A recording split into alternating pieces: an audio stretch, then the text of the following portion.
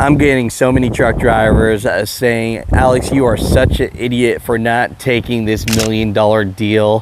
Why wouldn't you take it? Your channel's not worth that. You're not worth that. And so I want to break down why I didn't really do it. And so hopefully you guys understand after we have this conversation.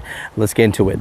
All right, so the first thing that we need to myth bust is I probably get about 100 comments a day saying that, Alex, you are not even a truck driver. I've never seen you drive a truck, you know, and you're pretending to care about truck drivers. And so I want to share that story and let you know that why I do what I do and how it ended up here. So pretty much for people that don't know my background, I'm Vietnamese. My dad, he fought in the war. South Vietnam lost. They came over here as refugees on a boat. And then I was born, and I am the youngest in my family in Hayward, California. And pretty much, you know, living on food stamps type stuff. And my dad was a mailman. And so to give a better lifestyle for my mom, he saved up his pennies and he moved to Tracy, California. At that time, that was already like an hour and a half commute, you know, so 3 hours a day, right, type stuff for our house in Tracy to give us more opportunity. And just, you know, he wanted something new for my mom. You know, he wanted that dream of her to have a brand new house. And our house at that time was, I think, 1,000 square feet. But, you know, my dad, he did what he did to sacrifice. And so growing up in Tracy, California, I mean, I went to elementary, middle school, Tracy High School. During that time, I have an uncle that was a mover for North American Van Lines. And so he's been a mover. He's the truck driver in our family. And every summer I went with him. My uncle pretty much forced me to go even when I didn't want to go every summer. He didn't pay me. I just went with him because, you know, I wanted to spend time with him. And also because my mom and uncle made me go to learn about hard work, right? So the first thing I'm thinking is moving furniture sucks. I growing up, I was like, I'm going to be anything but a mover. If that's what they want me to do, go to college, I'm doing it. So I actually went to Sac State, got out, got my degree in business and accounting, entrepreneurship, and I'm like, I'm going to make my way. But guess what? I ended up at Walgreens as an assistant manager making like $15.50 an hour. You know, after so many years working there, getting depressed, working for somebody else. And I remember this one comment like it was yesterday, man. You know, the store manager at the time, don't want to even bust out his name. You know, I was going to college and I was working. And at that time, he was like, you should quit college and just work here full time, right? And I was like, you know what? Maybe I should do that. I need to help my family, you know, help them pay some bills, right? And before I clocked in one day, I could hear him on the phone yelling at his son saying, why are you trying to quit college? College is your opportunity. It's your education. Don't be like everybody else that's here. I mean, this guy was willing to tell me to quit my opportunities in education, but then for his own son, he would not say that. He would tell him to go get an education. So I'm telling you, a lot of times, man, you got to find yourself. Education is key, and your boss will always try to get the most out of you, and they don't care about you like their own, right? And so, you know, when hearing these things, I was just like, man, you know. But I graduated college, and I went and worked at Walgreens. Worked there for a lot of years, and just started getting depressed, man. Didn't make much, made like maybe 35, 40K gross a year.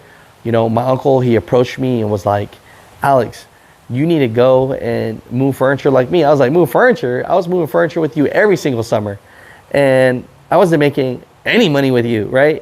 And he was like, no, let me show you. And he showed me.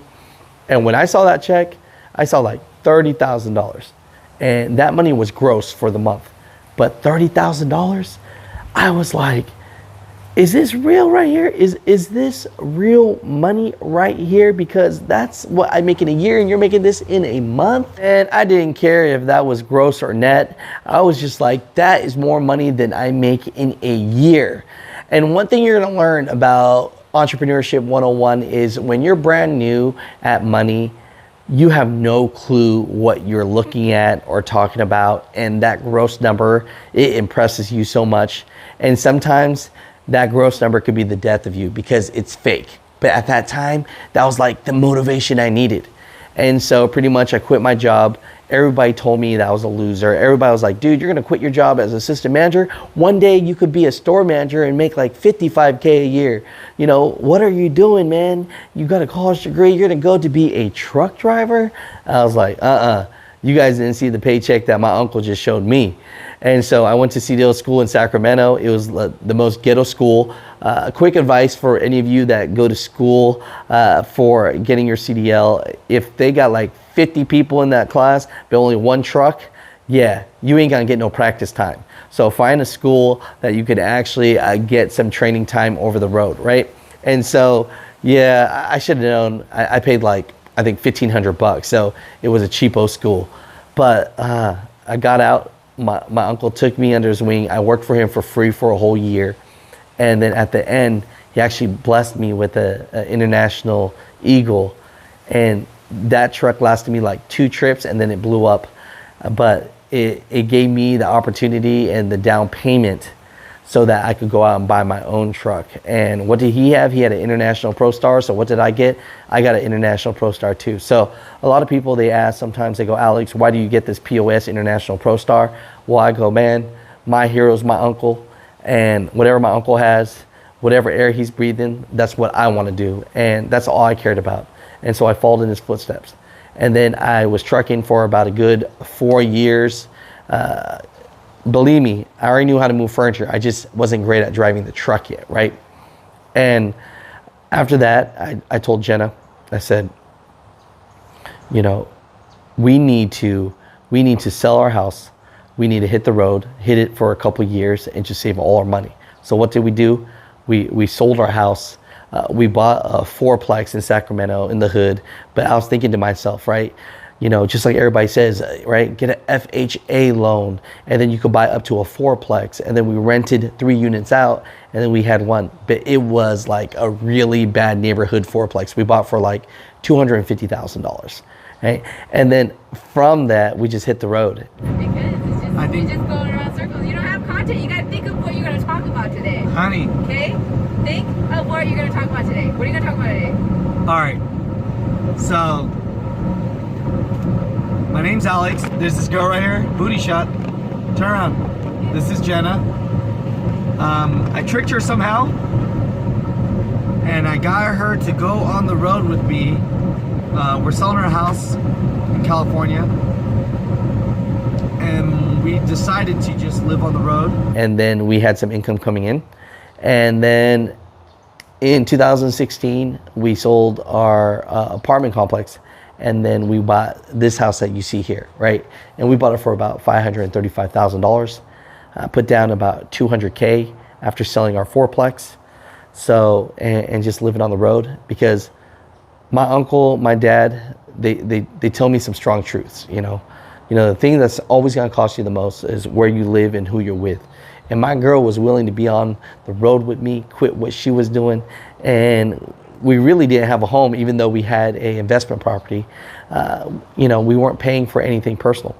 And so, we put down about 200K. So off the bat, we owe like 335, and that was in 2016. So now I owe like 200 and some K left. And, I have 0 credit debt. I even used a lot of my money to pay off my family's credit card debt. So the whole family is good, right? And then I like cars. So what did I do? I went out and bought a Corvette. Never bought myself a new car in my life. What's the second thing I did? I went right away onto Turo. It was a website. And since I live in South Florida, I just rented that bad boy out every single weekend until it pretty much paid for itself, right? That's how I am. I rent everything out but my girlfriend. I mean, that's the truth. I'll even rent out my dog if someone wants to carry that mother effer around and give me a couple bucks for him, right? And so I always had this entrepreneur mindset and just making videos all this time. So you guys know Jenna bought me a 300ZX, paid off. Corvette, paid off, did through Turo. Got an old school Camry, 2015, drive it every day, love it. got a 4Runner, paid off, right? Got this cool little Jeep. Even says Mother Truck on it. Yeah, it's paid off. So all the whips that we have are paid off. So what's the secret sauce, right? We live within our means. We save. Everything that I make, I pay all of our expenses and bills, which we don't have a lot because cars are paid off, credit cards are paid off, house we barely owe anything. You know, if you go on Redfin or whatever, it says it's worth about $1 million, so I got some equity in it. But we live off of Jenna's salary. So Jenna makes about almost 100K or 100K a year. So that 8,500 that she makes to $9,000 a month, we just save it. And so we save about 8 to 9K every single month. Jenna, Hi. we're over here at the salon that Jenna works at. It's a very high-end place, and it's her day off. That's why you see she's wearing a flip-flop, right? But yeah, we live off of her money. So, you know, I'm blessed to have a partner that will pay for all my stuff. You know, there's a lot of people that can't save like that because in America, we have to work so hard just to be poor. And that's such a strong statement, but it's the truth. And so it takes you a long time to gain your freedom, you know. And from that, pretty much we saved up, and I saved up all my pennies with Jenna. And when I had an opportunity, my partner Jay, he gave me an opportunity and buy-in to owner share of Big Rig Tees, and we're in 190 truck stops. We have our factory in Tulsa, and I'm just super proud of that. And we just make trucking apparel for the backs of truck drivers that move America. So I'm really proud of that. And basically, that's pretty much the reason why I could never sell the channel, because the channel's not for sale. You know, a lot of people said, yeah, they just want to buy you, Alex, to shut your voice. And the truth is, that's the reason why I have no sponsors, because everybody has a different experience, right? That's the thing. And I don't want to be this recruiting bird out here trying to recruit for everybody. Yeah, I'll interview a trucking company owner to just gauge their entrepreneurship so that maybe you guys can get something out of it. Because if they built up a company of 1,000 trucks or 2,000 trucks, you know, if we have an opportunity to interview that person, maybe we could learn something that we could take away from it, that we could learn for our own business structure, right? And so that's pretty much it, man. It takes you so long to be able to buy back some freedom. And you got to work so hard in America to be poor. And everything that we have done, we've been blessed. We sacrifice. You know, maybe it's a Dave Ramsey quote or not, but, you know, definitely live the way that nobody wants to live now, to live the way that people can't later. And pretty much all that means is to sacrifice. While people wanted to have a beautiful home, we were willing to live on the road. While people want to splurge on extremely nice stuff, this is all I wear every single day. So at the end of it all, that is my truth and why I do what I do.